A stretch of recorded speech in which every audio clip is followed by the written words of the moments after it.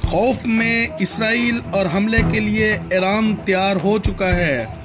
एक बार फिर ईरान ने इसराइल की नींदें उड़ा डाली। अमेरिका मिन्नतों तरलों पर उतर आया। अगर ईरान ने इसराइल पर हमला कर दिया तो ये खूनी जंग होगी। आइंदा 48 घंटे इसराइल के लिए हर लम्हा खौफो खतरे में गुजरने लगा।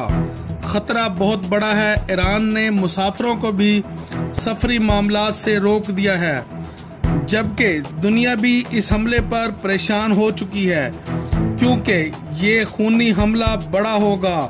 पूरी दुनिया की खुफिया एजेंसियों ने ईरान की तरफ से हमले का अंदिया दे दिया है।